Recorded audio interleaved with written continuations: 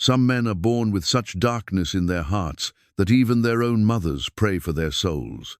Others become monsters through years of pain, loss, and choosing hate over hope at every crossroad life offers them. Marcus Bull Harrington was the second kind. In 1882, this 7-foot giant owned the biggest gold mine in Half-Moon Gulch, Colorado. He ruled with his fists and fear. Workers who complained disappeared. Rivals who challenged him ended up dead. For 15 years, Bull crushed anyone who crossed him. Then Clara Whitmore came to town. She was hired to teach the miners' children. She was quiet and kind. She wasn't afraid of Bull like everyone else. Her gentle way started changing something deep inside his hardened heart. What happens when the most feared man meets the one woman who sees his hidden pain? Before we jump back in, tell us where you're tuning in from. And if this story touches you, make sure you're subscribed, because tomorrow I've saved something extra special for you. The morning sun cast long shadows across Half-Moon Gulch as Marcus Harrington strapped his father's old belt around his massive waist. The tarnished silver buckle bore the family name in ornate letters, now dulled by 15 years of Colorado dust and bitter memories. His fingers traced the metal surface the same way they had every morning since he buried his father in the unmarked grave behind the mine. The buckle was all he had left of the man who taught him that kindness was weakness, that mercy was foolishness, and that the only language anyone understood was pain. Bull stood 7 feet tall in his worn leather boots, his frame filling the doorway of his cabin like a mountain blocking the sun. His hands, scarred from years of mining and fighting, could crush a man's skull or split a boulder with equal ease. Those same hands had built an empire of fear that stretched across 3 counties, and every soul in Half-Moon Gulch knew better than to cross them. The town itself was a testament to his iron rule. Wooden buildings lined the single dirt road, their walls gray and weathered by mountain winds. The saloon stayed quiet during the day, its patrons too exhausted from the mines to cause much trouble. The general store kept its doors open, but its owner, old Pete Garrison, never looked Bull in the eye when he came for supplies. Even the church bells rang softer when Bull walked past, as if God himself was being respectful of the giant's presence. Bull's gold mine was the reason Half-Moon Gulch existed at all. The Harrington mine had been pulling precious metal from the earth since 1867, when Bull's father first staked his claim. But where his father had been firm yet fair, Bull ruled through terror. His workers descended into the dark tunnels each morning, knowing that any complaint, any sign of weakness, any challenge to his authority could mean their last day on earth. The mine office sat at the edge of the operation, a sturdy building where Bull kept his records and held court over his domain. Inside, his desk was covered with reports, worker assignments, and the tools of his trade, not just ledgers and contracts, but also a collection of weapons that served as silent reminders of what happened to those who crossed him. A Colt revolver lay next to his coffee cup. A hunting knife rested beside the ink well. These weren't decorations, they were promises. Bull's foreman, Jake Morrison, was one of the few men who could look him in the eye without trembling. Jake had been with the operation for 10 years, long enough to understand the rules and smart enough to follow them. He was waiting outside the office when Bull arrived, his hat in his hands and worry lines creasing his weathered face. "Morning, Mr. Harrington," Jake said, falling into step beside the giant. "Got the daily reports ready for you." Bull nodded, his boots heavy on the wooden steps. Inside the office, he settled behind his desk while Jake spread out the papers. Production numbers, worker assignments, supply orders, the mathematics of extraction and profit that kept his empire running. "Turner's crew hit another vein yesterday," Jake reported. "Good quality ore. Looks like it'll keep them busy for weeks." "Good." Bull's voice was deep and rough, like stones grinding together. "What about the new men?" 3 of them came in on yesterday's stage, all experienced miners from the played-out claims over in Silver Creek. They know the work. Bull studied the names on the assignment sheet. New workers always posed a risk. They came with their own ideas about fair wages, safe conditions, and reasonable hours. It usually took a few weeks to break them of such notions. Put them with Morrison's crew, Bull decided. He knows how to teach proper respect. Jake nodded and made a note. They had discussed several more routine matters when the sound of wheels on gravel interrupted them. Both men looked toward the window as a dust-covered stagecoach rolled into town. It was the weekly run from Denver, carrying mail, supplies, and the occasional visitor brave enough to venture into Bull's territory. The coach stopped in front of the hotel, and Bull watched with mild interest as the passengers climbed down. Two traveling merchants, a circuit preacher, and his attention sharpened a woman. She was small and neatly dressed, with dark hair pulled back under a simple hat. She carried herself with quiet dignity as she retrieved a worn leather satchel and a larger bag from the coach. "Wonder what brings a lady like that to Half-Moon Gulch," Jake mused. Bull didn't answer, but he continued watching as the woman spoke briefly with the stage driver, then looked around the town with calm, assessing eyes. Most visitors to Half-Moon Gulch looked nervous or frightened. This woman seemed merely curious, as if she was taking inventory of what she saw.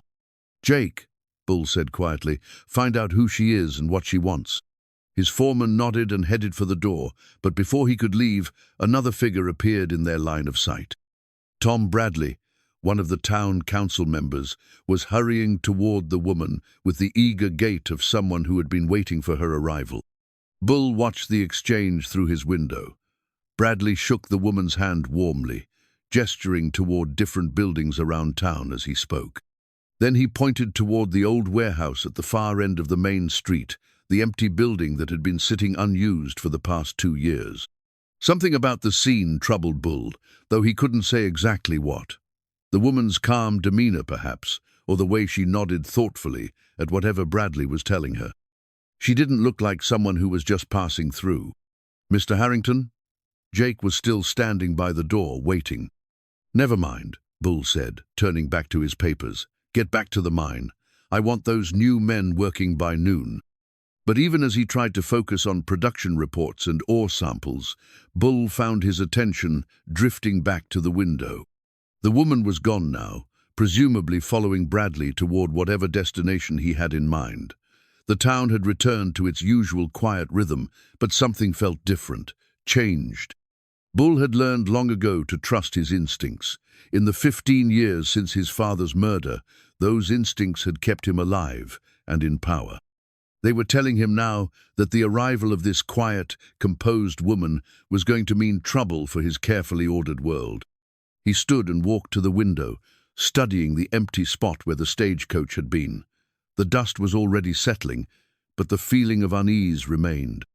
Bull had spent years building his reputation, establishing his control, making sure that everyone in Half-Moon Gulch understood exactly who held their lives in his hands.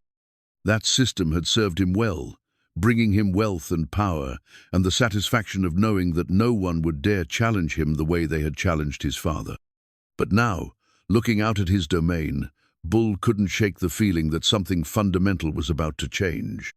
The woman's arrival felt like the first crack in a dam, small and seemingly insignificant, but with the potential to bring down everything he had built. He tried to dismiss the thought as foolishness.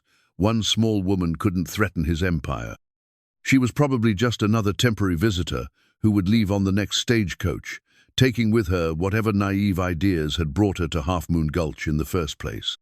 Bull had dealt with reformers and do-gooders before. They all learned eventually that his way was the only way that mattered. Still, as he returned to his desk and tried to concentrate on the day's business, Bull found himself glancing toward the window every few minutes. The feeling of unease had settled in his chest like a weight, and no amount of rational thinking seemed able to dislodge it. Outside, Half-Moon Gulch continued its daily routine under the watchful eye of the mountains and the iron rule of the man they called Bull Harrington. But for the first time in 15 years, that routine felt fragile, as if it was balanced on the edge of something new and uncertain. And in a quiet corner of his mind, Bull wondered if the woman with the calm eyes and the worn leather satchel might be the catalyst for a change he wasn't prepared to face. 3 days after the woman's arrival, Bull learned exactly what kind of trouble she represented. He was reviewing the morning production reports when Jake Morrison burst into his office, his face flushed with excitement and concern. "Mr. Harrington, you need to see this," Jake said, barely pausing to catch his breath. "That woman, the one from the stagecoach, she's turned the old warehouse into some kind of school." Bull looked up slowly, his dark eyes fixing on his foreman's face. "What kind of school?" "For the miners' children. She's got near 20 kids in there, all sitting at makeshift desks, learning their letters and numbers. Tom Bradley's been helping her get set up. Says the town council hired her special from back east." Bull set down his pen with deliberate care. The unease he had felt 3 days ago crystallized into something harder and more focused. A school meant permanence. It meant someone was trying to change the way things worked in his town. And change, in Bull's experience, was always dangerous. "Show me," he said, rising from his chair. The walk to the warehouse took only a few minutes, but with each step, Bull could feel his anger building. The townspeople they passed stepped quickly out of their way, their eyes downcast in the familiar pattern of fear and respect. But when they reached the warehouse, something was different. The sound of children's voices drifted through the open windows, not the usual shouts and cries of play, but the rhythmic cadence of recitation. Through the dusty glass, Bull could see rows of young faces turned attentively toward a figure at the front of the room. The woman from the stagecoach stood before a makeshift blackboard, her posture straight and confident as she guided the children through their lesson. 23 children, Jake whispered, ages 6 to 14, all of them from mining families. Bull studied the scene with growing fury. These children should have been working, helping their families survive in the harsh reality of frontier life. Instead, they were wasting precious daylight hours on book learning that would serve them no purpose in the mines or the mountains. Worse, they were doing it under the guidance of an outsider who didn't understand the way things worked in Half-Moon Gulch. Without warning, Bull stepped forward and pushed open the warehouse door. The heavy wooden panel swung wide, slamming against the wall with a crash that echoed through the improvised classroom. Every head turned toward the sound, and Bull saw 23 pairs of young eyes widen with fear. The woman, the teacher, turned as well, but her reaction was different. Instead of the terror he expected to see, her face showed only mild surprise and calm assessment. She was younger than he had thought, perhaps 30 years old, with intelligent brown eyes and a composed bearing that spoke of education and refinement. "Mr. Harrington," she said, and her voice carried the cultured accents of the East, "I was wondering when you might visit us." Bull stepped into the room, his massive frame blocking most of the doorway behind him. Several of the children shrank back in their seats, but the teacher, he still didn't know her name, remained perfectly still, watching him with those calm, assessing eyes. "You're on my property," Bull said, his voice carrying easily to every corner of the warehouse. "This building belongs to me." "Actually," the teacher replied, "the town council has leased this space for educational purposes. I have the papers if you'd like to see them." Bull took another step forward, and this time he heard one of the children whimper. It was Tommy Mackenzie, a skinny boy of maybe 8, whose father worked in the deep shafts. Tommy was clutching his slateboard so tightly that his knuckles had gone white, and as Bull's shadow fell across his desk, the boy's hands began to tremble. "These children should be working," Bull said, his eyes never leaving the teacher's face, "learning useful skills that will help them survive in the real world. This," he gestured dismissively at the books and slates, "is nothing but Eastern foolishness that will fill their heads with impossible dreams." The teacher's expression didn't change, but Bull caught a slight tightening around her eyes. "Education opens doors, Mr. Harrington. It gives children choices they wouldn't otherwise have." "Choices." Bull's voice rose, and several of the children flinched. "The only choice that matters out here is whether you work hard or you starve. Everything else is luxury that poor families can't afford."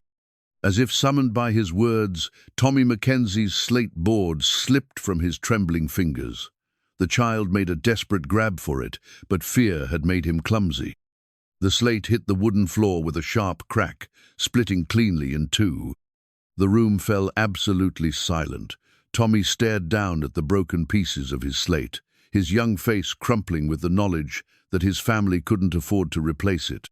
Tears began to well in his eyes, and Bull could see the boy bracing himself for the blow he was sure would come. It was exactly the reaction Bull was accustomed to, the immediate assumption that any mistake would be met with violence. Bull looked down at the broken slate, then at the trembling child, then at the teacher who was watching him with those steady, unafraid eyes. In that moment, something strange happened. Instead of the familiar surge of anger and the impulse to lash out, Bull felt something else entirely, something that might have been recognition or memory or regret. He remembered being 8 years old himself, standing in his father's office with a broken tool in his hands, waiting for the belt or the fist that would teach him never to be careless again. He remembered the fear, the certainty that he deserved whatever punishment was coming, the way that fear had hardened into anger and then into cruelty as the years passed. The silence stretched on, heavy with expectation and fear. Tommy Mackenzie continued to stare at his broken slate, his small shoulders shaking with suppressed sobs. The other children watched Bull with the wide-eyed terror of prey animals facing a predator. And the teacher, still nameless in his mind, continued to watch him with those calm, measuring eyes, as if she was seeing something in him that even he didn't know was there. Bull bent down slowly, his movement causing every child in the room to shrink back further. He picked up the 2 pieces of the broken slate, fitting them together in his massive hands. The break was clean, it could be mended with careful work and the right materials. Instead of striking the boy or shouting about carelessness and consequences, Bull found himself saying, "Accidents happen, son. No harm done." The words surprised him as much as they surprised everyone else in the room. Tommy Mackenzie looked up with stunned disbelief, his tears stopping in mid-flow. The other children exchanged amazed glances, as if they had just witnessed something impossible. But it was the teacher's reaction that unsettled Bull the most. Her expression softened slightly, and for just a moment he thought he saw something that might have been approval in her eyes. "Thank you," she said quietly. "That was very kind." Bull straightened abruptly, suddenly uncomfortable with the unfamiliar sensation of being thanked for kindness rather than feared for cruelty. He set the broken slate pieces on Tommy's desk and turned back to the teacher, searching for the anger that had brought him here in the first place. "This changes nothing," he said, his voice rougher than before. "These children have no business wasting their time with books and dreams. Their families need them working. Their families need them educated." The teacher replied calmly, "Children who can read and write and calculate have opportunities that children who can't will never see. Surely you understand that, Mr. Harrington." There was something in the way she said his namano with fear or deference, but with simple acknowledgement of his humanity that made Bull feel off balance. He was accustomed to being either hated or feared, but this woman seemed to regard him with the same calm interest she might show any other member of the community. "Miss," Bull began, then realized he still didn't know her name. "Whitmore," she supplied, "Clara Whitmore. I came here from Boston to establish a proper school for Half-Moon Gulch." "Miss Whitmore," Bull said, trying to regain his authoritative tone, "you don't understand how things work here. This isn't Boston. This is mining country, where children grow up fast and learn early that survival comes from strength, not from book learning." Clara Whitmore tilted her head slightly, studying him with those disconcerting eyes. "And yet here you are, Mr. Harrington, clearly an educated man yourself. Someone taught you to read and write and manage complex business operations. Surely that education has served you well." The observation caught Bull off guard. It was true, his father had insisted on education, hiring tutors, and demanding that his son master not just the physical aspects of mining, but also the financial and legal complexities of running a business. That education had been crucial to building his empire, to understanding contracts and negotiations, and the intricate web of relationships that kept his operation profitable. But admitting that would undermine his argument, so Bull fell back on the authority that had served him for 15 years. "What I do or don't do is none of your concern," he said coldly. "But what happens in my town is very much my business, and I'm telling you that this school is a waste of time and effort."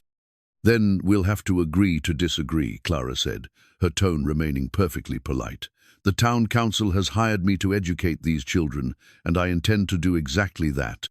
Bull stared at her, waiting for some sign of the fear or intimidation that his presence usually inspired. But Clara Whitmore continued to meet his gaze steadily, her composure unshaken by his size, his reputation, or his obvious displeasure. For 15 years, no one had stood up to Bull Harrington. No one had challenged his authority or questioned his decisions. The fact that this small, quiet woman was doing both and doing it with such calm confidence left him feeling strangely powerless. "We'll see about that," he said finally, and turned toward the door. As he walked away from the warehouse, Bull could feel Clara Whitmore's eyes following him. The encounter had not gone as he had expected. Instead of crushing this challenge to his authority, he found himself more confused and unsettled than before. Behind him, he heard the gentle sound of Clara's voice as she resumed the interrupted lesson, and despite himself, Bull found himself slowing his steps to listen.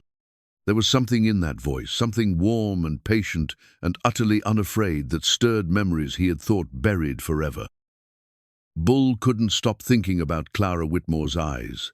For 3 days after their confrontation in the warehouse, those calm, unafraid eyes haunted him. They appeared in his dreams and lingered at the edge of his vision when he tried to focus on his work. Most disturbing of all, they held no trace of the fear he had grown accustomed to seeing in every face that looked upon him. He sat in his office, his father's mining ledger open before him, but the neat columns of numbers and worker assessments blurred together as his mind wandered. The ledger was a testament to his systematic approach to control every worker catalogued, every infraction noted, every punishment recorded. It was the mathematics of oppression, written in his own careful hand. Morrison J., late to shift, docked half-day's pay. Stevens R., questioned safety procedures, reassigned to dangerous tunnel 7. Patterson W., showed disrespect to foreman, terminated with prejudice. Page after page of cold calculations that had kept his empire running smoothly for 15 years. But now, staring at his father's old ledger, Bull found himself remembering Clara's words about education, opening doors and giving children choices. What kind of choices had his own systematic cruelty closed off? A commotion outside his office drew his attention away from the troubling thoughts. Through his window, he could see a crowd gathering near the mine entrance. Jake Morrison was at the center of it, his face grim as he directed several men to carry something or someone toward the mining office. Bull rose quickly and stepped outside. The crowd parted automatically before him, revealing the cause of the disturbance. Pete Kowalski, one of his most experienced miners, lay unconscious on a makeshift stretcher. His left leg was twisted at an unnatural angle, and blood seeped through the torn fabric of his work clothes. "Cave in at the north face," Jake reported tersely. "Timber gave way just as Pete was setting charges. He's alive, but that leg's broken bad. Maybe some ribs, too." Bull looked down at the injured man, and for a moment the familiar coldness settled over him. Pete Kowalski had been pushing for better safety measures for months, joining his voice to the chorus of complaints about inadequate timber supports and rushed schedules. By Bull's usual logic, this accident was simply the natural consequence of a troublemaker who didn't know his place. But instead of the satisfaction he normally felt when a complainer received his comeuppance, Bull found himself thinking about Pete's 2 young children. He had seen them at Clara's makeshift school, their faces bright with curiosity as they learned their letters. What would happen to their education if their father couldn't work? "Get Doc Murphy," Bull heard himself saying, "and send word to Pete's wife." Jake blinked in surprise. The usual procedure for injured workers was to have them patched up by whoever was available and sent home to recover on their own time. Calling the town's only doctor was a luxury reserved for injuries that threatened Bull's business interests. "Sir?" Jake questioned. "You heard me," Bull snapped, his tone sharp enough to discourage further questions. "Get the doctor, now." As Jake hurried away, Bull found himself kneeling beside Pete's stretcher. The miner's face was pale with pain and shock, but his eyes were open and aware. When he saw Bull leaning over him, Pete's expression tightened with the expectation of harsh words or outright dismissal. Instead, Bull found himself saying, "Take it easy, Pete. Help is coming." The words felt strange in his mouth, unfamiliar after years of dispensing punishment rather than comfort. But something about Pete's pained expression, so similar to young Tommy Mackenzie's terrified face 3 days earlier, made the gentler response feel necessary. Dr. Murphy arrived within the hour, a gruff man in his 60s who had been patching up miners and cowboys for most of his adult life. He examined Pete quickly and efficiently, his weathered hands probing the injured leg with professional detachment. "Bones broken clean through," he announced. "Going to need proper setting and splinting. He'll be laid up for at least 2 months, maybe 3. Bull waited for the familiar calculation to begin how much trouble Pete had caused, whether his skill was worth the cost of his recovery, what message his treatment would send to the other workers. But instead of cold arithmetic, he found himself thinking about Clara Whitmore's words about kindness and second chances. "Set it properly," Bull said. "Send me the bill." Dr. Murphy looked up in surprise, his bushy eyebrows raised. "You want me to treat him like a paying patient?" "That's what I said." The doctor shrugged and returned to his work, but Bull could see the speculation in his eyes. Word of this unusual generosity would spread through Half-Moon Gulch by evening, adding another layer to the strange changes that had begun with Clara Whitmore's arrival. As Dr. Murphy worked to set Pete's leg, Bull found himself studying the faces of the miners who had gathered to watch. He saw surprise, confusion, and something else, something that might have been the beginning of hope. These men had worked under his harsh rule for years, accepting brutal conditions and arbitrary punishments as the price of employment. Now they were witnessing an act of mercy from the man they had learned to fear above all others. The change in their expressions made Bull uncomfortable. He was accustomed to ruling through fear and intimidation, not through unexpected kindness that left people wondering about his motives. But as he looked at their faces, he realized that fear, while effective, had never earned him anything approaching respect or loyalty. Later that afternoon, after Pete had been taken home with his leg properly splintered and a bottle of laudanum for the pain, Bull found himself walking through town with no particular destination in mind. His steps seemed to carry him naturally toward the old warehouse, where the sound of children's voices drifted through the open windows. He stopped across the street, keeping to the shadows where he could observe without being seen. Through the dusty glass, he could make out Clara Whitmore moving between the rows of makeshift desks, helping individual students with their work. Her manner was patient and encouraging, a stark contrast to the harsh discipline that had characterized his own education. As he watched, he saw Tommy Mackenzie raise his hand, the same boy who had dropped his slate in terror just 3 days earlier. Clara moved to his desk with a gentle smile, leaning down to examine his work. Whatever she saw there must have pleased her, because she nodded approvingly and said something that made Tommy beam with pride. The scene stirred something uncomfortable in Bull's chest, not anger this time, but something softer and more complex. He remembered his own childhood hunger for approval, for some sign that his efforts were recognized and valued. His father had been sparing with praise, believing that satisfaction led to complacency and that a boy needed constant challenges to develop proper strength. Bull had learned those lessons well, perhaps too well. He had built his empire on the foundation of his father's harsh teachings, never questioning whether there might be other ways to motivate and lead. But watching Clara's gentle encouragement of young Tommy, he found himself wondering what kind of man he might have become if someone had shown him such patient kindness. The thought was disturbing enough to send him walking again, his long strides carrying him back toward the safety of his office and the familiar comfort of his ledgers and reports. But even surrounded by the trappings of his power, Bull found it impossible to shake the image of Clara Whitmore's gentle smile or the sound of children's laughter drifting from the improvised schoolhouse. That evening, as he sat alone in his cabin with a glass of whiskey and the day's production reports, Bull found himself taking out a piece of paper and a pen.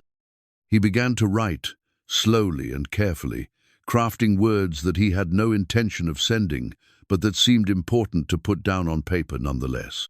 "Miss Whitmore," he wrote, "I have been thinking about our conversation regarding education and opportunity. Perhaps there is some merit to your position that I had not previously considered." He stared at the words for a long time, then crumpled the paper and threw it into the fireplace. But as he watched the flames consume his tentative attempt at conciliation, Bull found himself already composing another version in his mind that might someday find the courage to leave his cabin and make its way to the gentle schoolteacher who had begun to chip away at the walls he had built around his heart. Outside his window, Half-Moon Gulch settled into its evening routine under a canopy of stars. But for the first time in 15 years, the town's most feared resident found himself questioning whether the man he had become was truly the man he was meant to be. The wooden horse took Bull 3 evenings to carve. He worked on it in the privacy of his cabin, his massive hands surprisingly gentle as they shaped the small piece of pine. Each night after the mine closed and the town settled into darkness, he would take out his knife and continue the careful work of transforming rough wood into something that might bring joy to a child. He told himself he was just keeping his hands busy, just passing the time during the long evening hours. But deep down, Bull knew the truth. He was creating something beautiful for the first time in his adult life, and the unfamiliar satisfaction it brought him was both wonderful and terrifying. The horse was simple in design, no bigger than a man's palm, with flowing lines that suggested movement and grace. Bull had never considered himself an artist, but something about the quiet work of carving reminded him of peaceful moments from his childhood, before violence and loss had hardened his heart into stone. Meanwhile, Clara Whitmore's school was causing ripples throughout Half-Moon Gulch. Some of the parents had grown nervous about their children spending time in the presence of someone who had caught Bull Harrington's attention. They whispered among themselves about what might happen if the giant decided that the school was a threat to his authority. Would their children become pawns in some larger conflict they didn't understand? Mary Kowalski was among the most worried. With her husband Pete still recovering from his mining accident, she depended entirely on Bull's unexpected mercy for her family's survival. The fact that he was paying for Pete's medical care had been a blessing she never expected, but it also made her acutely aware of how precarious their situation remained. If Bull decided that her children's attendance at Clara's school was some kind of betrayal or defiance, he could withdraw his support and leave them destitute. Maybe Sarah and little Pete should stay home for a while, she confided to her neighbor, Emma Thompson, as they hung laundry behind their modest houses. "Just until we know which way the wind's blowing with Mr. Harrington." Emma nodded thoughtfully, her own concerns evident. "My Tom's been coming home different since he started at that school. More confident, asking questions about things beyond these mountains. It's good to see, but it also makes me nervous. What if he gets ideas about leaving Half-Moon Gulch? What if the learning makes him dissatisfied with mining life?" These fears weren't uncommon. Throughout the town's history, parents had watched their brightest children disappear over the mountains, drawn away by opportunities in the cities. Education had always carried the risk of loss, the possibility that knowledge would create desires that couldn't be satisfied in a small mining community. But Clara understood these concerns and addressed them with her characteristic patience. When Mary Kowalski finally worked up the courage to express her worries, Clara listened carefully before responding. "Mrs. Kowalski," Clara said gently, "education doesn't have to mean leaving home. It can mean improving home. A child who can read and calculate will be better equipped to help your family succeed, whether that's in mining or in any other endeavor they choose to pursue." As if to prove her point, Clara had begun incorporating practical skills into her lessons. The children learned their arithmetic by calculating ore yields and mine production. They practiced their writing by composing letters to relatives in distant towns. Geography lessons focused on Colorado's mining regions and the routes that connected them to markets in Denver and beyond. These practical applications helped ease some parental concerns, but they also had an unexpected effect on Bull himself. When Jake Morrison mentioned that several of the children were now able to help their families with basic bookkeeping and correspondence, Bull felt something that might have been pride stirring in his chest. The feeling grew stronger when he witnessed the changes in the children themselves. Tommy Mackenzie, the boy who had trembled in terror during their first encounter, now walked with more confidence through town. When Bull encountered him outside the general store, the child didn't shrink away in fear. Instead, he offered a polite greeting and continued on his way, his small shoulders straight with newfound self-assurance. It was this growing confidence in the children that finally prompted Bull to make his first anonymous contribution to the school. On a cold morning in late October, Clara arrived at the warehouse to find a pile of coal neatly stacked outside the door, along with several boxes of candles and a collection of new slate boards to replace the broken and worn ones the children had been using. There was no note, no signature, no indication of where the supplies had come from. But Clara was not naive about the realities of power in Half-Moon Gulch. Only one person in town had the resources and authority to provide such materials without fanfare or explanation. That afternoon, she made her way to Bull's office at the mine. She found him bent over his ledgers, his massive frame hunched over the desk as he made careful notations in the margins.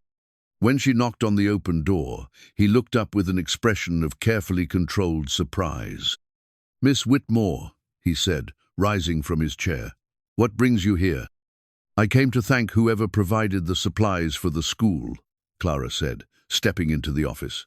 "The coal and candles and slate boards that appeared this morning."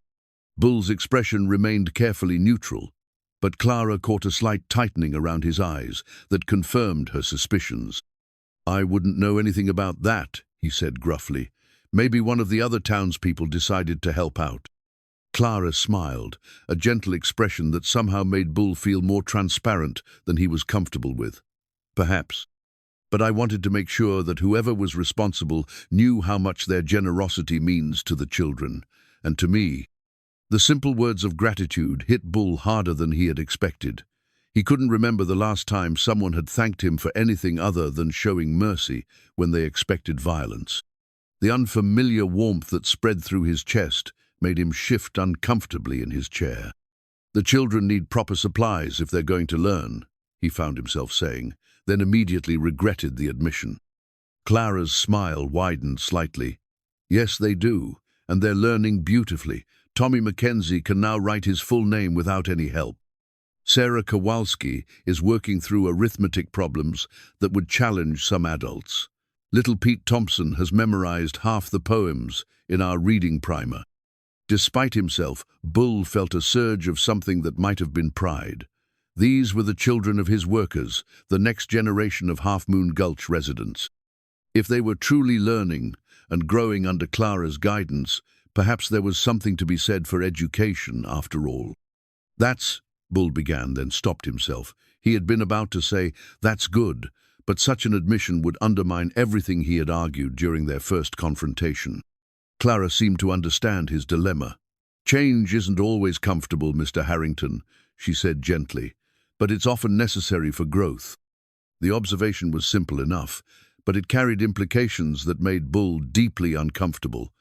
Was she talking about the children's growth or his own? And what did she see when she looked at him with those calm, assessing eyes?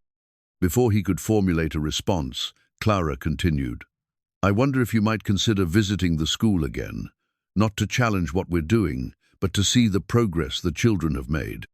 I think you might be surprised by what education can accomplish." The invitation caught Bull off guard. He had assumed that their first encounter had established clear battle lines between Themi's opposition to the school versus her determination to continue teaching. But Clara seemed to be offering something different, the possibility of understanding rather than conflict. "I don't think that would be appropriate," Bull said carefully. "The children are afraid of me. My presence would only disrupt their learning." "Some of them were afraid," Clara agreed. "But fear fades when it's replaced by familiarity. You showed kindness to Tommy when you could have shown cruelty. The children remember that." Bull thought about the wooden horse in his cabin, still unfinished on his workbench. For 3 nights, he had carved away at the simple toy, imagining the moment when he might give it to one of Clara's students. But each time he considered actually following through on the gesture, his courage failed him. What if the child was still afraid? What if his gift was rejected or misunderstood? "I'll think about it," he said finally, which was as much of a commitment as he was prepared to make.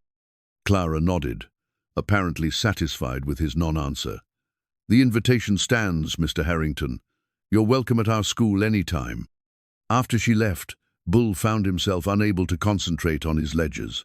The conversation had stirred up feelings and possibilities that he wasn't sure how to handle. For 15 years, his role in Half-Moon Gulch had been clear and uncomplicated. He was the iron-fisted ruler who maintained order through fear and intimidation. But Clara's gentle challenge to that role was forcing him to consider alternatives he had never imagined. That evening, Bull returned to his carving with renewed purpose. The wooden horse was nearly complete, its flowing lines smooth under his careful touch. As he worked on the final details, the curve of the mane, the arch of the neck, he found himself thinking about the children in Clara's classroom and the progress they were making under her patient guidance. When the horse was finally finished, Bull held it up to the lamplight, examining his work with critical eyes. It was simple, but well-crafted, the kind of toy that might bring joy to a child who had few such pleasures in life.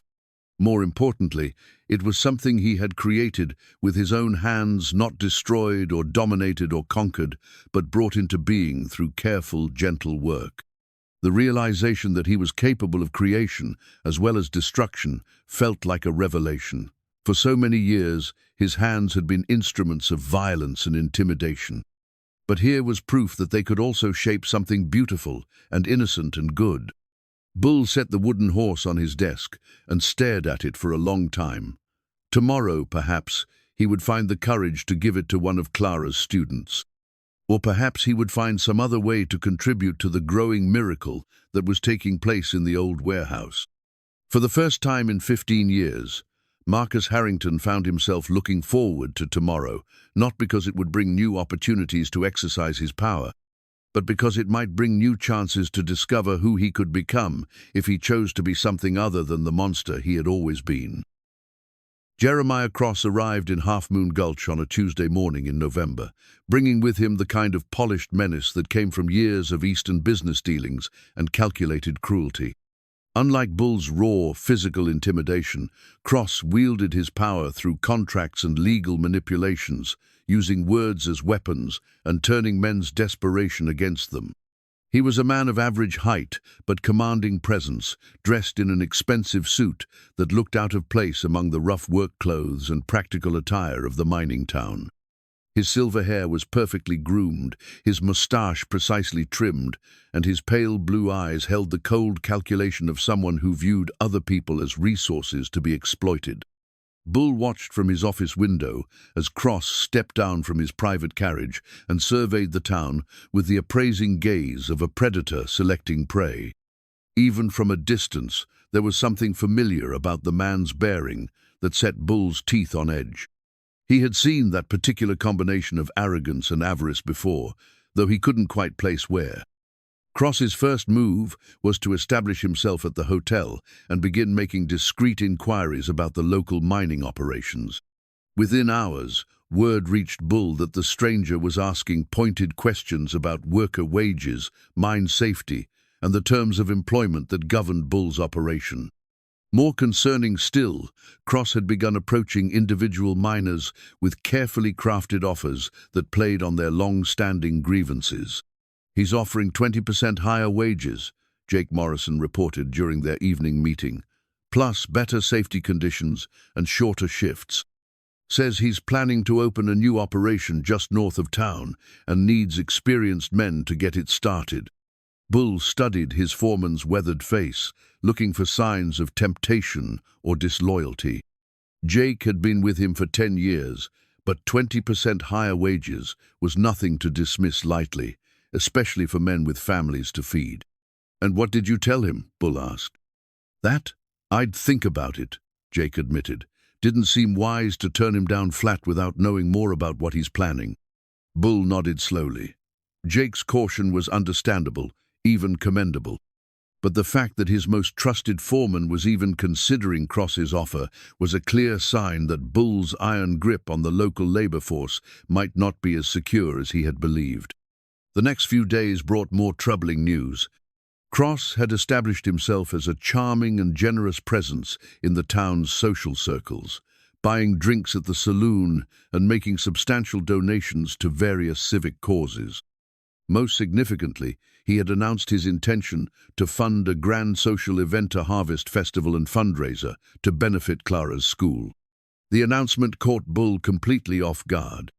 In one calculated move, Cross had positioned himself as a supporter of education and community development, while simultaneously challenging Bull's newfound role as the school's anonymous benefactor. More cleverly still, Cross had made it impossible for Bull to oppose the event without appearing to be against the very institution he had been quietly supporting. Clara received the news of Cross's generous offer with mixed feelings. On one hand, the proposed fundraiser would provide her school with resources she desperately needed: proper desks, a larger collection of books, and perhaps even funds to expand the classroom. On the other hand, she was becoming increasingly aware of the complex dynamics that surrounded her modest educational endeavor. "He seems like a very generous man," Clara told Emma Thompson when they met outside the general store. "But I can't help wondering why a stranger would take such a sudden interest in our little school." Emma glanced around nervously before responding. "Maybe it's got something to do with Mr. Harrington," she whispered. "People are saying this Cross fellow is planning to compete with the Harrington mine. Could be he figures winning over the townspeople is good business." The observation troubled Clara more than she cared to admit. She had worked hard to keep her school separate from the larger conflicts and power struggles that seemed to define life in Half-Moon Gulch. But Cross's ostentatious generosity was threatening to drag her educational mission into the middle of what appeared to be an emerging battle for control of the town. Despite her reservations, Clara found herself agreeing to participate in Cross's proposed festival. The resources he was offering were too valuable to refuse, and she consoled herself with the thought that education should rise above petty conflicts between rival businessmen. The festival was scheduled for a Saturday afternoon in the town's main square. Cross spared no expense in the preparations, importing musicians from Denver and arranging for elaborate decorations that transformed the dusty street into something approaching festive elegance. There would be games for the children, dancing for the adults, and a formal auction of donated goods to raise funds for the school. Bull watched the preparations with growing unease. Cross's lavish spending and theatrical generosity were clearly designed to impress the townspeople and demonstrate that there were alternatives to Bull's harsh rule. But more troubling still was the way Cross seemed to be positioning himself as Clara's patron and protector, taking credit for supporting an institution that Bull himself had been quietly nurturing. On the day of the festival, Bull found himself in an impossible position. Attending would mean appearing to endorse Cross's challenge to his authority, but staying away would suggest that he opposed the school and everything it represented. After hours of internal debate, he decided on a compromise. He would make a brief appearance, just long enough to show that he wasn't intimidated by Cross's theatrical display. The festival was in full swing when Bull finally emerged from his cabin. The main street had been transformed with colorful bunting and lanterns, and the sound of music and laughter filled the air. Children ran between the various booths and games, their faces bright with excitement at this rare celebration in their normally austere community. Bull's arrival caused the usual ripple of nervous attention, but this time the reaction was different. Instead of the universal fear and silence that normally greeted his presence, there were tentative nods of acknowledgement from some of the townspeople. A few of the children from Clara's school even offered shy smiles before returning to their games. The change in their reactions was subtle but unmistakable, and Bull realized that Clara's influence was beginning to alter not just the children's behavior, but the entire community's relationship with him. The thought was both gratifying and terrifying. Clara was standing near the makeshift stage where the musicians were performing, her simple dress and quiet dignity providing a stark contrast to the elaborate festivities surrounding her. When she saw Bull approaching, her face lit up with genuine pleasure. "Mr. Harrington," she said warmly, "I'm so glad you decided to join us." Before Bull could respond, another voice cut through the ambient noise of the festival. "Well, well, Marcus Harrington, it's been a long time." Bull turned to find Jeremiah Cross approaching with a smile that didn't reach his cold blue eyes. The man's familiar bearing suddenly made sense. Bull knew exactly where he had seen that arrogant confidence before. "Hello, Jeremiah," Bull said quietly. "I was wondering when you'd show yourself." Clara looked between the two men, sensing the sudden tension that had descended over their corner of the festivities. Other townspeople had begun to notice the confrontation as well, and a circle of nervous onlookers was forming around them. "You two know each other?" Clara asked. Cross's smile widened. "Oh yes, Miss Whitmore. Marcus and I are old friends. Aren't we, Marcus?" The word friends was delivered with a particular emphasis that made it clear Cross meant exactly the opposite. Bull felt his old anger stirring, the familiar rage that had sustained him through 15 years of brutal leadership. But as he looked at Clara's concerned face and saw the children from her school watching nervously from nearby, he made a conscious effort to control his temper. "We have history," Bull said carefully, "but that's neither here nor there. Miss Whitmore's school is what matters today." Cross chuckled, clearly enjoying Bull's evident restraint. "How wonderfully civil of you, Marcus, though I have to say I'm surprised to see you supporting education. As I recall, you never had much use for book learning when we were younger." The comment was clearly designed to provoke, and Bull felt his control slipping. But before he could respond, Clara stepped between them with the calm authority that had become her trademark. "Gentlemen," she said firmly, "this is a celebration for the children. Whatever personal matters you need to discuss can surely wait until after the festival." Both men looked at her with surprise, clearly not accustomed to being managed by someone half their size. But there was something in Clara's tonea, quiet steel beneath the gentle exterior, that made argument seem both impossible and foolish. Cross recovered first, his politician's smile returning. "Of course, Miss Whitmore, you're absolutely right. Today is about the children and their education." Bull nodded stiffly, his jaw tight with suppressed anger. "Agreed." But as the two men moved apart and the festival continued around them, Bull couldn't shake the feeling that Cross's presence in Half-Moon Gulch represented something far more dangerous than simple business competition. There were old debts between them, old grievances that had never been settled. And now Clara and her school had become unwitting pawns in a game that had been 15 years in the making. The pressed wildflower was small and delicate, a Colorado columbine that Clara had found growing improbably in a crack between two rocks near the mine entrance. She had been walking back from visiting Pete Kowalski, whose leg was healing well thanks to Dr. Murphy's careful treatment, when the splash of blue and white petals caught her eye. Most people would have passed by without noticing the tiny flower struggling to survive in such harsh conditions, but Clara had always been drawn to examples of beauty persisting against impossible odds. She carefully picked the columbine and pressed it between the pages of her worn Bible, where it joined the collection of wildflowers she had been gathering since her arrival in Half-Moon Gulch. It had been 3 weeks since the harvest festival, and the underlying tension between Bull and Jeremiah Cross had continued to simmer beneath the surface of daily life. Cross had remained in town, establishing a temporary office in the hotel and making increasingly bold moves to recruit workers away from Bull's operation. His tactics were subtle but effective private conversations over drinks, carefully crafted promises of better conditions, and a gradual erosion of Bull's monopoly on local labor. For his part, Bull had been struggling with his own transformation. The anger that had sustained him for 15 years was proving difficult to abandon, especially when faced with Cross's calculated provocations. But every time he felt himself slipping back toward his old violent impulses, he would think of Clara's disappointed expression or remember the trust he had seen growing in the children's faces. The internal conflict was wearing on him visibly. Jake Morrison had commented on his increasingly erratic moods, and several of the miners had mentioned Bull's uncharacteristic restraint in situations that would previously have resulted in swift and brutal punishment. The entire social order of Half-Moon Gulch seemed to be shifting, leaving everyone uncertain about what the new rules might be. Clara had become acutely aware of her role as an unwitting catalyst in these changes. She could see the transformation taking place in Bull moments of unexpected gentleness mixed with visible struggles against his darker impulses.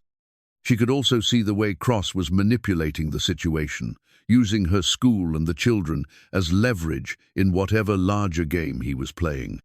It was this awareness that prompted her to seek Bull out for a private conversation. She found him in his office on a cold December afternoon, hunched over his ledgers with a concentration that suggested he was trying to lose himself in numbers and routine. "Mr. Harrington," she said softly from the doorway, "might I have a word with you?" Bull looked up, and Clara was struck by the weariness in his eyes. The past weeks had clearly taken their toll, aging him in ways that had nothing to do with the passage of time. "Of course," he said, rising from his chair. "Please come in." Clara entered the office and closed the door behind her, a gesture that Bull found surprisingly intimate. In all their previous conversations, they had maintained the proper distance of public interaction.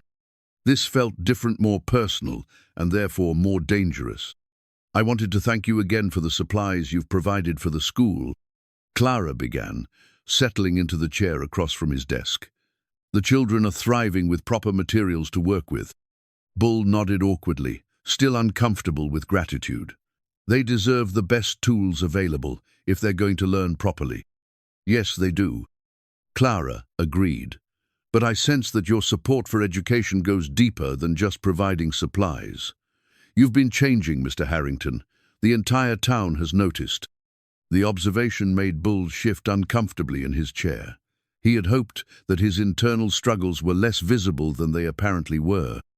"I don't know what you mean," he said carefully. Clara smiled, the gentle expression that always seemed to see straight through his defenses. "You haven't struck a worker in 6 weeks. You paid for Pete Kowalski's medical care when you could have simply dismissed him.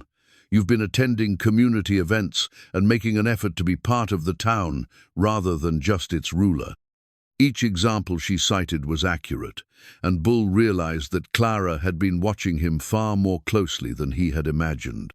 The thought that she was aware of his efforts at change filled him with an unfamiliar combination of pride and vulnerability. "Maybe I'm just getting old," he said with forced lightness. "Maybe I don't have the energy for the old ways anymore." "Or maybe," Clara said gently, "you're discovering that there are better ways to lead than through fear and intimidation." The words hung between them, carrying implications that made Bull's chest tighten with emotion. For 15 years, he had believed that strength and cruelty were synonymous, that respect could only be earned through fear. But Clara's quiet challenge to those beliefs was forcing him to consider possibilities he had never imagined. "It's not that simple," he said finally. "This is a hard place, Miss Whitmore. Hard country with hard people. Sometimes strength is the only thing that keeps chaos at bay." "Strength," yes, Clara agreed. "But there are different kinds of strength. The strength to show mercy when others expect violence. The strength to choose hope when despair would be easier. The strength to change when change is painful and difficult." As if to illustrate her point, Clara reached into her small handbag and withdrew the pressed columbine she had found near the mine.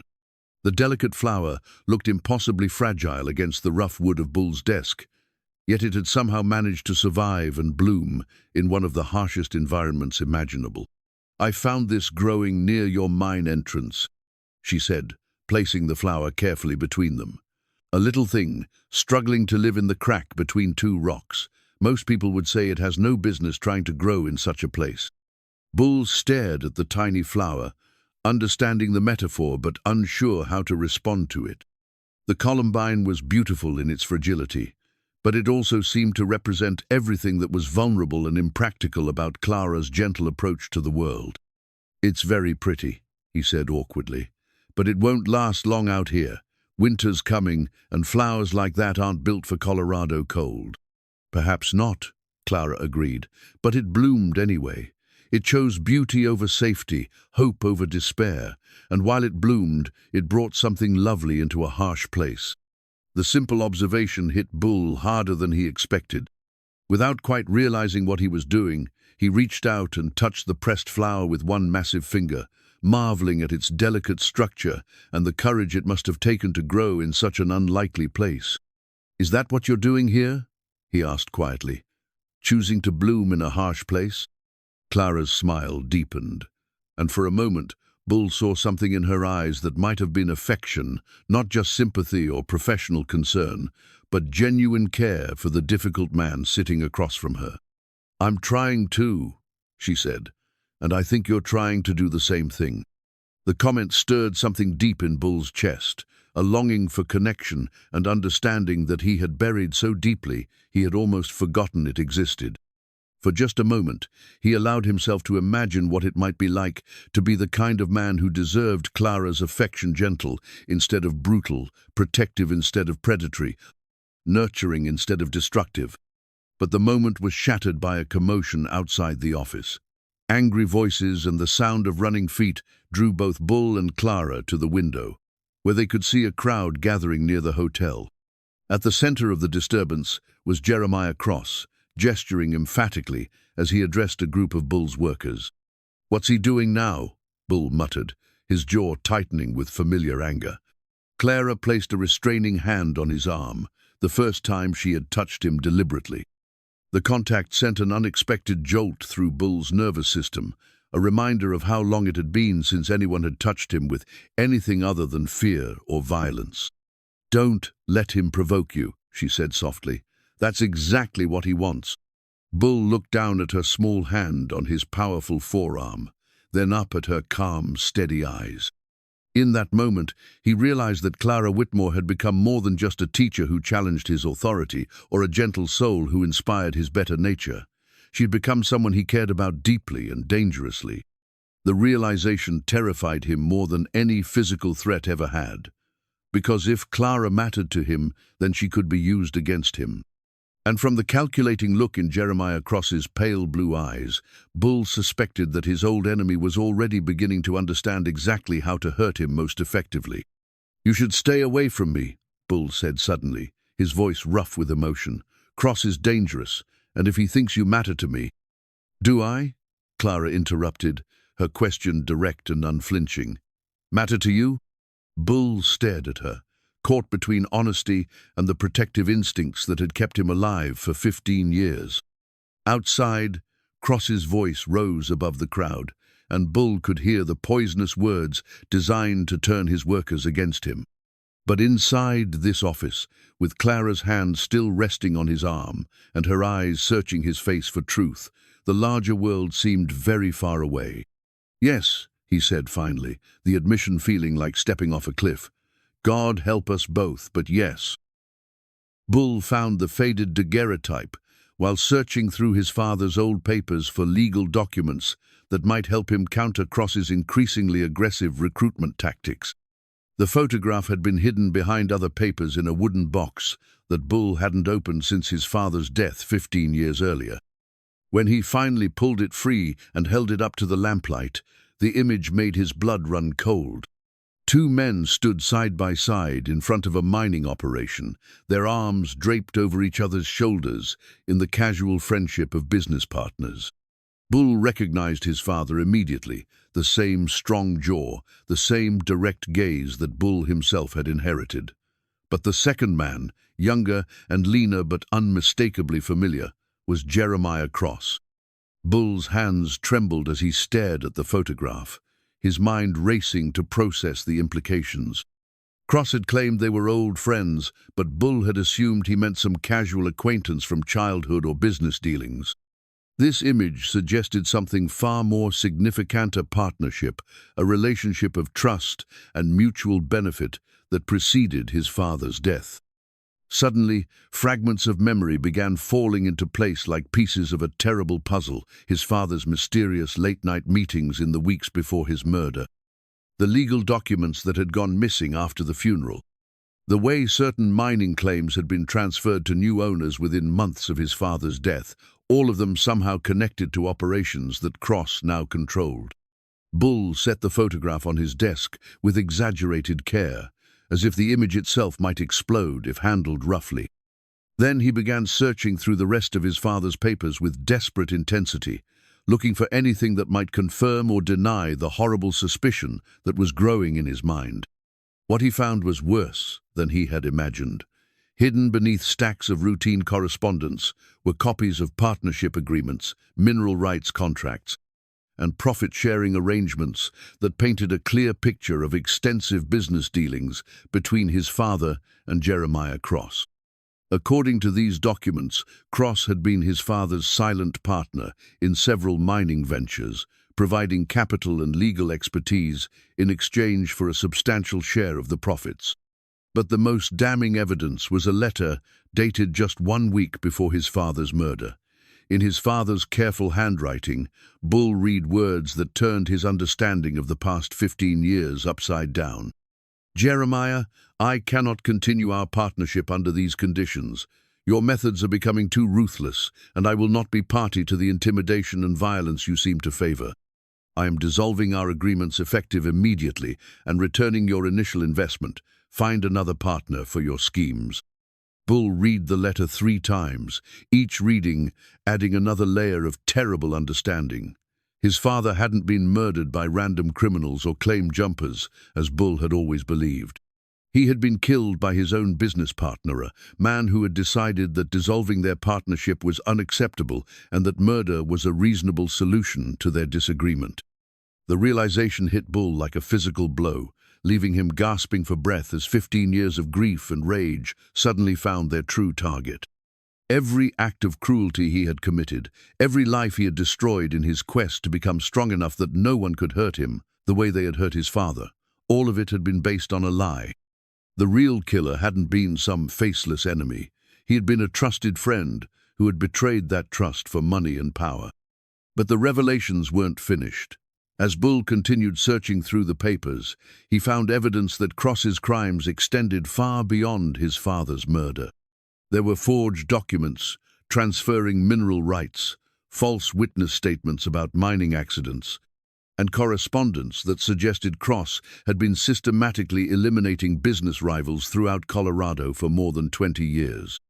The pattern was always the same. Cross would approach successful mine owners with offers of partnership or investment. If they accepted, he would gradually gain control of their operations through legal manipulation and calculated pressure. If they refused, they would suffer mysterious accidents or simply disappear, leaving their claims vulnerable to seizure through bureaucratic machinations. Bull's father had been neither the first nor the last victim of Cross's methodical elimination of competition. But he had been unique in one crucial way. He had recognized Cross's true nature and tried to end their partnership before it was too late. That decision had cost him his life and transformed his son into the very kind of monster that Cross himself represented. The irony was crushing. In his determination to become strong enough to protect himself from men like his father's killer, Bull had become exactly like the man who had murdered his father. He had spent 15 years perfecting the same ruthless tactics, the same casual violence, the same willingness to destroy anyone who stood in his way. Bull was still staring at the damning documents when Clara knocked softly on his cabin door. He had been so absorbed in his discoveries that he hadn't noticed the passage of time. It was well past midnight, and the town had long since settled into sleep. "Mr. Harrington?" Clara's voice was soft, but concerned. "I saw your light still burning. Is everything all right?" Bull hesitated, torn between the desire to share his burden and the instinct to protect her from the dangerous knowledge he had uncovered. But the weight of revelation was too heavy to bear alone, and Clara's presence had become his anchor in the storm of change that was reshaping his life. He opened the door to find her standing on his porch, a shawl wrapped around her shoulders against the cold mountain air. Her expression was filled with the gentle concern that had become so familiar and so precious to him. "Clara," he said, her first name feeling strange on his lips, "you shouldn't be here. If people see you—" "People will talk regardless," she said simply. "But you looked troubled at dinner, and when I saw your lamp burning so late, I worried that something was wrong." Bull stepped aside to let her enter, acutely aware of how small and intimate his cabin seemed, with her presence filling it.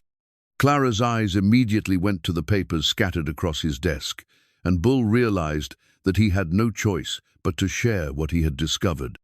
"I found something," he said quietly, "about my father's death, about why I became the man I've been for the past 15 years. Clara listened in silence as Bull explained his discoveries, her face growing pale as the full scope of Cross's betrayal became clear. When he finished, she reached out and touched the photograph of his father and Cross, her fingers tracing the image of two men who appeared to be friends but were actually predator and prey. "I'm so sorry," she said softly, "to learn that your father's death was a betrayal rather than a random tragedy. It must feel like losing him all over again." Bull nodded, surprised by how accurately she had captured his feelings. "But it's more than that," he said. "Don't you see? Everything I've done, everyone I've hurt it, was all based on a lie. I thought I was protecting myself from the kind of men who killed my father, but I was actually becoming one of them." "No," Clara said firmly, her voice carrying a conviction that surprised him. "You were responding to trauma and loss the only way you knew how. Yes, you made terrible choices, but you made them from pain, not from the cold calculation that drove Cross to murder your father."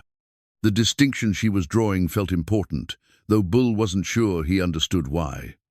"Does it matter? The people I've hurt don't care about my motivations." "It matters because it means you can choose differently," Clara said. "Cross chose to become a killer and a manipulator because it served his purposes. You became cruel because you were trying to protect yourself from becoming a victim. Now that you know the truth, you can choose who you want to be going forward." Bull stared at her, amazed by her ability to find hope and possibility, even in the darkest revelations. "What if it's too late? What if I've gone too far down the dark path to find my way back?" Clara smiled, the gentle expression that had become his guiding light through the confusion of change. "The fact that you're asking that question suggests that it's not too late at all." But even as Bull felt a glimmer of hope at her words, a darker realization was taking shape in his mind. Cross hadn't returned to Half-Moon Gulch simply to compete for mining territory or recruit workers. He had come because he recognized that Bull was changing, becoming vulnerable, developing connections that could be exploited. And the most exploitable connection of all was sitting right here in Bull's cabin, offering comfort and hope to a man who had never learned to receive either without suspicion. "Clara," Bull said urgently, "you need to understand what this means. Cross didn't come here for business. He came because he sees me as a threat, someone who might eventually discover the truth about my father's death. And now that he knows about you, about what you mean to me." "What do I mean to you?" Clara asked, echoing her question from their previous conversation. Bull looked at her calm, beautiful face and felt something break open in his chest knot, the familiar crack of anger or violence, but something softer and more dangerous. "You mean everything?" he said simply. "You're the reason I want to be better than I've been. You're the hope I never knew I was missing." Clara's eyes filled with tears, but she didn't look away. "Then we'll face whatever comes together," she said. "Cross may have destroyed your father, but he won't destroy what we're building here."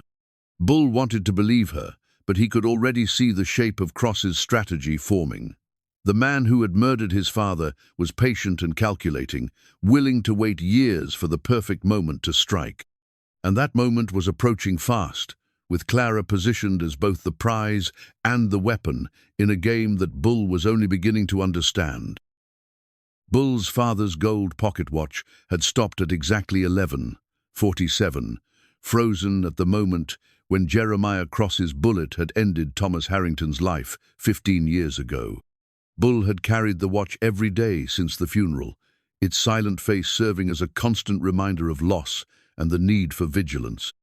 But now, staring at the motionless hands in the lamplight of his cabin, he understood that the watch represented something different. Time itself had stopped for him on that terrible night, trapping him in an endless cycle of anger and revenge. The revelation about Cross's betrayal had shattered Bull's world, but it had also clarified his choices with brutal precision. He could continue down the path of violence that had defined the past 15 years, meeting Cross's calculated cruelty with his own brutal response. Or he could choose the harder road that Clara had shown him, the path of justice rather than vengeance, law rather than lynch mob mentality. The decision became urgent when Clara failed to appear for the school's morning session 3 days after their conversation in his cabin. Bull had been watching the warehouse from his office, a daily routine that had become as natural as breathing. When the usual stream of children arrived but no warm light appeared in the windows, he knew something was terribly wrong. He found Tommy Mackenzie waiting outside the locked warehouse. The boy's face creased with worry as he clutched his slate board. "She's not here, Mr. Harrington," Tommy said, his voice small and frightened. "Miss Clara always comes early to light the stove and prepare our lessons. She's never been late before." Bull felt ice forming in his stomach as he tried the warehouse door and found it secured from the outside. Clara's routine was as reliable as sunrise-ish, arrived each morning an hour before the children to prepare the day's activities. Her absence could only mean one thing. "Tommy," Bull said, fighting to keep his voice calm, "I want you to go home and tell your mother that school is cancelled today. Tell all the other children the same thing." The boy nodded and scampered away, leaving Bull alone with his growing fear and rage. He made his way quickly to Clara's boarding house, where the landlady confirmed his worst suspicions. "She never came home last night," Mrs. Patterson said, wringing her hands with worry. "I heard her leave around 10 o'clock. Said she was going for a walk to clear her head. That was the last I saw of her." Bull thanked the woman and walked back toward the center of town, his mind racing through possibilities and probabilities. Clara's evening walk would have taken her along the main street and perhaps up toward the overlook, where she sometimes went to think. It was a route that would have taken her past the hotel where Cross was staying. His suspicions were confirmed when he found Jake Morrison waiting outside his office with grim news.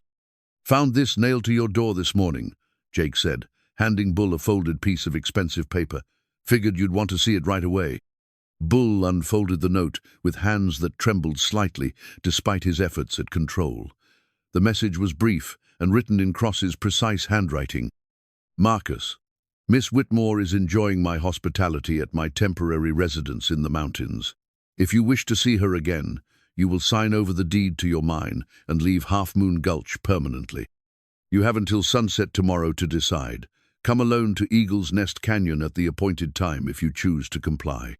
Any attempt to involve the law or bring assistance will result in unfortunate consequences for your lovely teacher, J.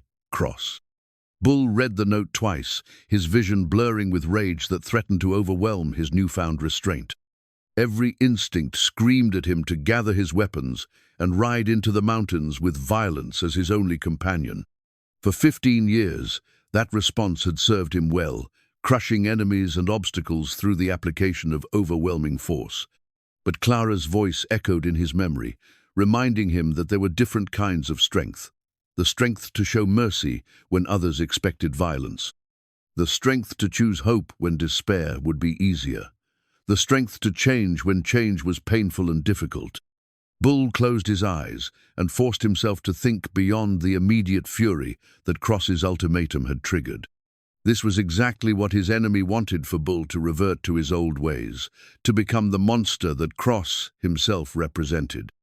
But giving in to those impulses would mean betraying everything that Clara had taught him about becoming a better man. Instead, Bull began to plan with the methodical precision that had made him successful in business as well as violence. Cross had made several crucial mistakes in his calculations. First, He had assumed that Bull would act alone, not recognizing how much the community had changed during Clara's brief time among them. Second, he had underestimated the loyalty that Bull's recent transformation had begun to inspire among his workers. And third, he had chosen a location for his ultimatum that Bull knew better than almost any man alive. Eagle's Nest Canyon was where Bull's father had first taught him to mine, showing him how to read the rock formations and identify the telltale signs of mineral deposits. Bull had spent countless hours in those mountains as a boy, learning every trail and cave and hidden passage. If Cross thought he could use the terrain to his advantage, he was about to discover how wrong that assumption was. But Bull's real advantage wasn't geographical, it was moral. For the first time in 15 years, he was fighting for something more important than his own power or survival. He was fighting for Clara, for the school, for the future of Half-Moon Gulch itself. And that kind of motivation, he was beginning to understand, was more powerful than fear or anger could ever be. Bull spent the rest of the day making careful preparations, but not the kind that Cross would expect. Instead of gathering weapons and planning an assault, he visited the town's civil authorities and formally filed charges of kidnapping against Jeremiah Cross. He wrote out a detailed confession of his own crimes over the past 15 years, to be delivered to the territorial marshal if he didn't return from Eagle's Nest Canyon. And most importantly, he gathered evidence of Cross's long history of murder and fraud, creating a legal case that would ensure justice even if Bull himself didn't survive the confrontation. As evening approached, Bull found himself surrounded by an unexpected group of allies. Jake Morrison had organized a dozen of Bull's most experienced miners, men who had worked for him long enough to recognize the changes he had undergone. Tom Bradley represented the town council, while Dr. Murphy carried medical supplies in case they were needed. Even Pete Kowalski had insisted on joining the rescue effort, his recently healed leg strong enough to support him in the saddle. "You don't have to do this," Bull told them as they gathered in front of his office. "Cross is dangerous, and this isn't your fight." "With respect, Mr. Harrington," Jake said quietly, "it became our fight the moment he took Miss Clara. She's been good to our children, good to this town. We're not about to let some fancy stranger hurt her." The show of solidarity moved Bull more than he cared to admit. For years, these men had followed him out of fear and necessity. Now they were choosing to stand with him out of something that might actually be loyalty, even friendship. As they prepared to ride toward Eagle's Nest Canyon, Bull pulled out his father's pocket watch one final time. The hand still pointed to 11:47, still frozen at the moment when Cross's bullet had stopped more than just Thomas Harrington's heart. But looking at the silent timepiece now, Bull realized that some things were more important than the past. It was time to let the watch and the anger it represented finally rest. He was about to slip the watch back into his pocket when something made him reconsider. Instead, he wound the mechanism carefully and felt it spring to life, the familiar ticking resuming after 15 years of silence. The hands began to move again, marking the passage of moments that would lead either to redemption or destruction. Time, Bull realized, didn't have to remain frozen at moments of loss and betrayal. It could move forward, carrying hope and possibility along with the weight of memory. And as he mounted his horse and led his unlikely band of allies toward the mountains where Clara waited, Bull felt something he hadn't experienced in 15 years, the sense that the future might hold something better than the past. The ride to Eagle's Nest Canyon would take most of the night, but Bull was no longer in a hurry to reach his destination through violence and rage. Instead, he was moving forward with purpose and planning, surrounded by people who had chosen to trust him, despite everything he had done. For the first time since his father's death, Bull Harrington was fighting for something worth saving, rather than something worth destroying. And in the darkness ahead, where Clara waited in the hands of a man who had already taken everything Bull had once held dear, the final test of his transformation was waiting to unfold. The lantern from Bull's mine cast dancing shadows across the rocky walls of Eagle's Nest Canyon as he made his way through the narrow passages he had learned as a boy. The familiar weight of the miner's lamp in his hand served as a reminder that he was no longer the rage-driven destroyer who had built his reputation on fear and violence. Tonight, he was something different, a man moving through darkness toward the light of redemption. Bull had left his allies, positioned at strategic points around the canyon's rim, each man armed with evidence of Cross's crimes rather than weapons of war. If Bull failed to return by dawn, they had instructions to ride immediately to the territorial capital and present their case to the federal marshal. Justice would be served, regardless of what happened in the caves below. The path through the canyon was treacherous in the darkness, but Bull's childhood memories guided him along routes that few other men knew existed.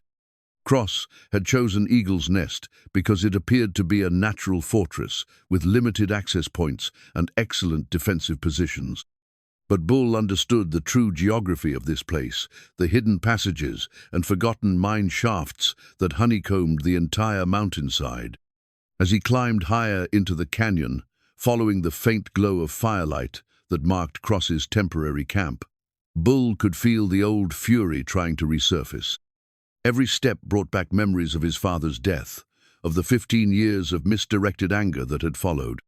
But each time the rage threatened to overwhelm him, he remembered Clara's gentle voice speaking of different kinds of strength. The strength to show mercy when others expected violence. Bull paused at a rocky outcropping that overlooked Cross's campsite. Below him, he could see 3 men gathered around a fire, their rifles close at hand, but their posture relaxed. Cross sat apart from the others, his pale eyes reflecting the firelight as he stared into the flames with the satisfaction of a predator who believes his trap has been perfectly set. Clara sat bound to a tree at the edge of the camp, her head bowed but her posture still dignified, despite her circumstances. Even from this distance, Bull could see that she was unharmed, though her calm composure in the face of danger only strengthened his resolve to end this confrontation without bloodshed. Bull studied the scene carefully, counting weapons and noting escape routes with the tactical precision that had served him well in business negotiations. 3 hired guns, probably recruited from the same pool of drifters and outlaws that Cross had used for his other crimes. They were dangerous men, but they were also mercenaries fighting for pay rather than principle. That distinction might prove crucial in the confrontation to come. Moving with the stealth his father had taught him during their mining expeditions, Bull began his descent toward the camp. He kept to the shadows, using the natural rock formations to mask his approach, while the lantern's light guided his steps through the treacherous terrain. He was within 50 feet of the camp when one of Cross's men spotted the approaching glow of his lantern. The gunman's shout of alarm shattered the nighttime quiet, sending his companions scrambling for their weapons, while Cross rose smoothly from his position by the fire. "Well, well," Cross called out, his voice carrying easily across the rocky amphitheater. "Marcus Harrington, arriving exactly on schedule. Though I notice you seem to have brought a light with you instead of the deed to your mine." Bull stepped into the circle of firelight, his lantern held steady in his left hand, while his right remained conspicuously empty. The 3 gunmen had their rifles trained on him, but their expressions showed confusion rather than bloodlust. They had been hired to intimidate and, if necessary, kill. But Bull's calm arrival with nothing but a miner's lamp had clearly not been part of their expectations. "Hello, Jeremiah," Bull said quietly, his voice carrying none of the rage that Cross had undoubtedly expected. "I came to collect Miss Whitmore and to settle our business once and for all." Cross smiled, the cold expression that Bull remembered from their youth. "I'm afraid the terms of our arrangement were quite specific, Marcus. The deed to your mine, in exchange for the lovely teacher's safety. I don't see any legal documents in your hands." "That's because I'm not giving you my mine," Bull replied. "I'm offering you something else instead." The declaration caught Cross off guard, his calculated composure slipping slightly. "And what exactly do you think you have that I might want?" Bull reached slowly into his coat pocket, his movements deliberate and non-threatening.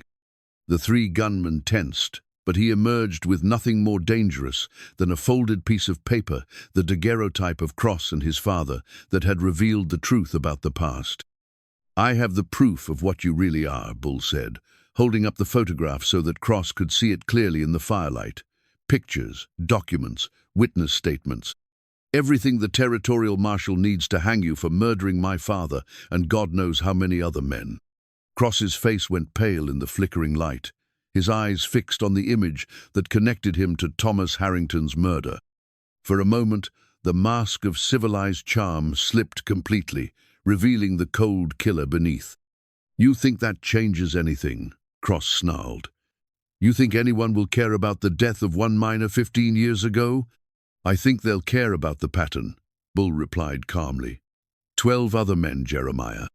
12 other suspicious deaths and disappearances, all connected to mining claims that somehow ended up in your possession. The marshal has been looking for that pattern for years. This photograph ties it all together. The 3 gunmen were beginning to look nervous, their gazes shifting between Bull and Cross as they realized they might be working for someone far more dangerous than they had bargained for. Hired muscle was one thing, but conspiracy in multiple murders was a hanging offense that no amount of pay could justify. Cross seemed to sense his men's wavering loyalty, because his voice took on the commanding tone of someone accustomed to buying obedience through fear and gold. "Kill him," he ordered sharply. "Kill him now, and we'll all disappear into Mexico with enough money to live like kings." But the gunmen hesitated, their weapons still trained on Bull, but their expressions uncertain. Something about Bull's calm demeanor and the terrible accusations he had leveled against Cross had shaken their confidence in their employer's version of events. It was in that moment of hesitation that Bull made his crucial decision.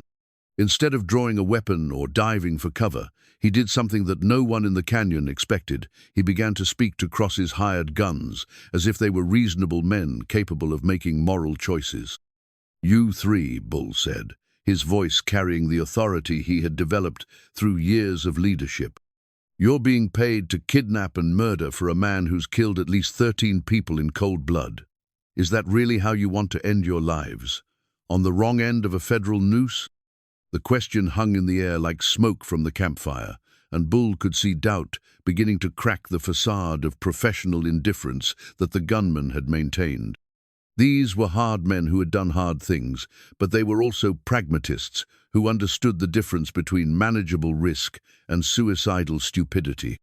One of them, a grizzled veteran with intelligent eyes, slowly lowered his rifle.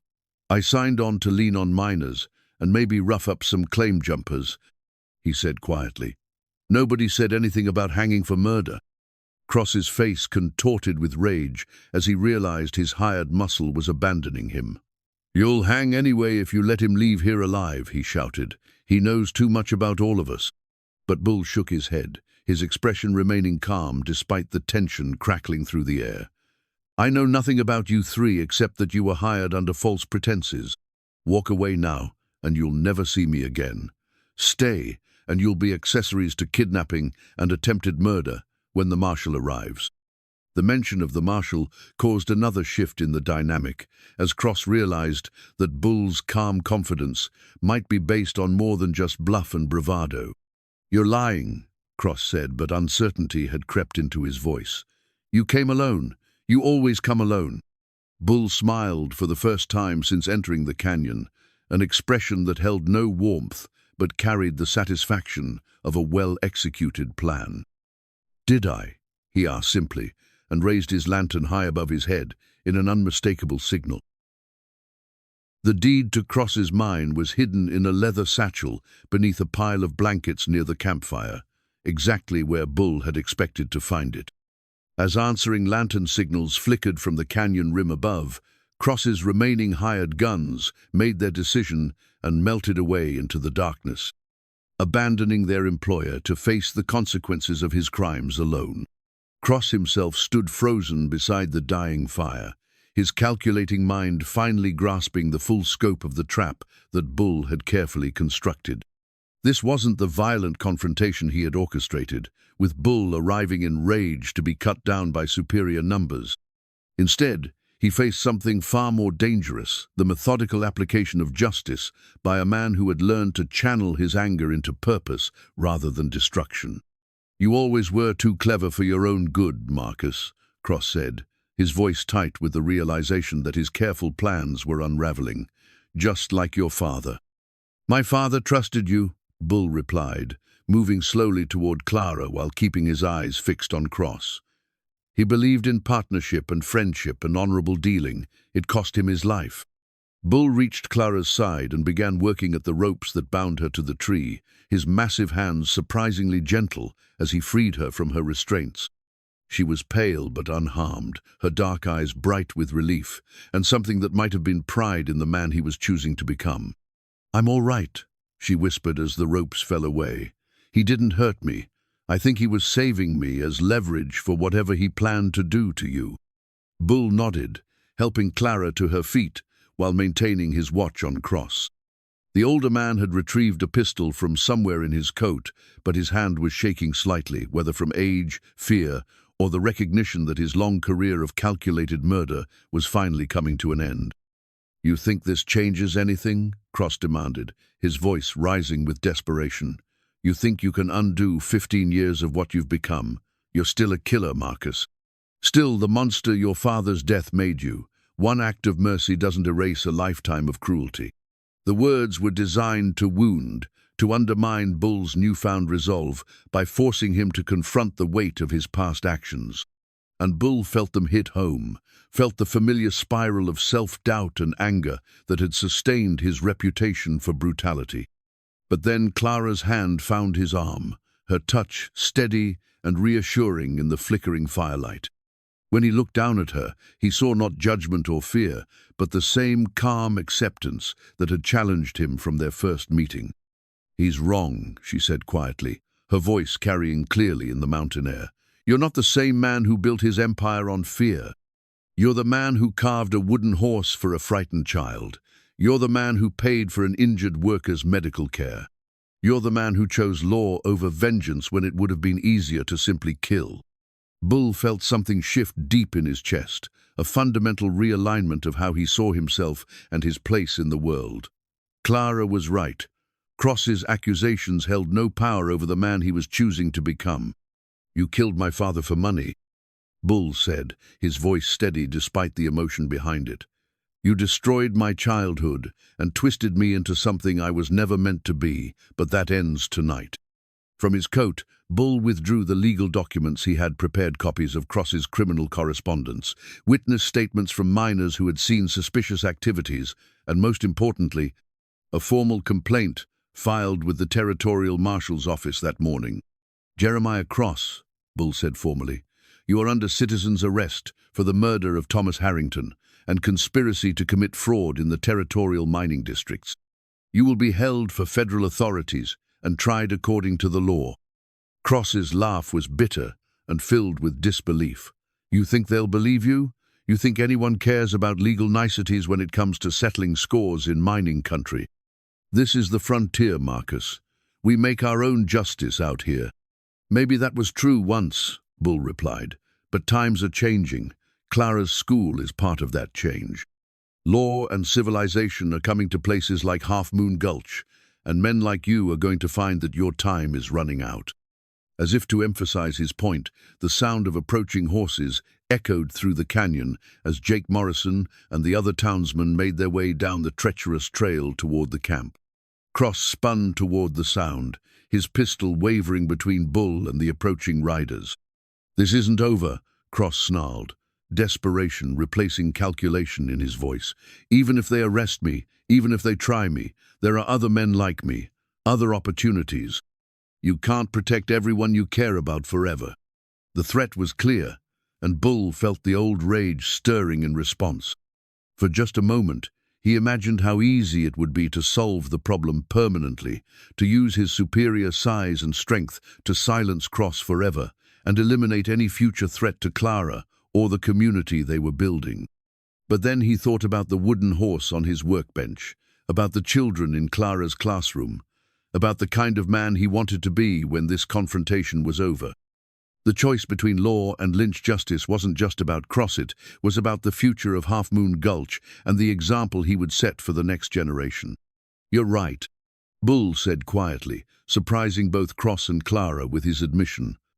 I can't protect everyone forever, but I don't have to. That's what law and community are for. Jake Morrison emerged from the darkness at the head of a group that included not just miners, but also Tom Bradley from the town council and Dr. Murphy carrying his medical bag. They were armed, but their weapons remained lowered as they took in the scene. Cross isolated and desperate, Clara safe at Bull's side, and the evidence of criminal conspiracy spread out around the dying campfire. "Sheriff's about 2 hours behind us," Jake reported. "Sent word to the territorial marshal too. Figure this is too big for local justice." Cross's shoulders sagged as he realized that his options had narrowed to surrender or a futile resistance that would only add to his list of crimes. Slowly, with obvious reluctance, he lowered his pistol and let it fall to the rocky ground. "I want a lawyer," he said, the fight going out of his voice. "And I want protection from federal authorities. There are other men involved in this, men who won't appreciate my cooperation with law enforcement." Bull picked up the discarded pistol and handed it to Jake, then retrieved the leather satchel that contained the deed to Cross's fraudulent mining operation. The document would serve as additional evidence of the pattern of theft and murder that had characterized Cross's business practices. But more than that, it represented something symbolic proof that the cycle of violence and betrayal that had begun with his father's murder was finally coming to an end. Not through vengeance or brutality, but through the patient application of justice and the rule of law. As the townsmen secured Cross and prepared to escort him back to Half-Moon Gulch, Bull found himself alone with Clara beside the dying campfire. The lantern that had guided him through the darkness of the canyon still burned steadily in his hand, its light a reminder that even in the deepest darkness, it was possible to find a way forward. "Thank you," Clara said simply, her words carrying a weight of meaning that extended far beyond gratitude for her rescue. Bull looked down at her, this remarkable woman who had seen past his reputation to the man he could become, and felt something that had been frozen in his chest for 15 years finally begin to thaw. "Thank you," he replied, understanding that she had saved him far more completely than he had saved her, "for showing me that it's never too late to choose who you want to be." Above them, the first pale light of dawn was beginning to touch the canyon rim, marking the end of the longest night of Bull's life and the beginning of whatever came next. In his pocket, his father's watch ticked steadily, its hands moving forward into a future that held more hope than he had dared to imagine in 15 years. The wedding rings were simple bands crafted from gold that Bull had mined himself, transformed in the forge from raw ore into symbols of love and commitment. He had spent weeks learning the delicate work of jewelry making, his massive hands gradually acquiring the precision needed to shape the precious metal into something worthy of the woman who had changed his life. 6 months had passed since Jeremiah Cross was taken away in federal custody, charged with multiple counts of murder, fraud, and conspiracy. His trial in Denver had been swift and decisive, with Bull's evidence providing the foundation for a conviction that finally brought justice for his father's death and the deaths of 12 other men. Cross would spend his remaining years in the territorial prison, a broken man whose empire of fear had crumbled beneath the weight of truth and law. But it was the changes in Half-Moon Gulch itself that truly marked the transformation that had begun with Clara's arrival. The old warehouse had been replaced by a proper schoolhouse, built with funds from Cross's seized assets and designed to accommodate the growing number of children whose families were choosing education over immediate labor. Clara's teaching methods had proven so successful that the Territorial Education Department had begun sending other teachers to learn from her approach. Bull's mine had become a model operation, with safety standards and worker conditions that attracted attention throughout the Colorado mining district. The systematic cruelty that had once characterized his management style had been replaced by policies that emphasized both productivity and human dignity. His workers no longer feared him, they respected him, a change that had proven far more valuable than all the intimidation he had ever employed. The wedding ceremony took place in the schoolhouse on a bright Saturday morning in late spring. with the entire community gathered to witness the union of two people who had found in each other the possibility of redemption and hope. Tom Bradley, acting as justice of the peace, performed the service with dignity and warmth, while the children from Clara's school provided music with voices that filled the modest building with joy. Bull stood at the front of the classroom wearing his best suit, the same massive frame that had once inspired terror, now radiating a quiet strength that spoke of protection rather than violence. When Clara walked down the makeshift aisle in her simple white dress, her face glowing with happiness, Bull felt tears gathering in his eyes, the first tears he had shed since his father's death.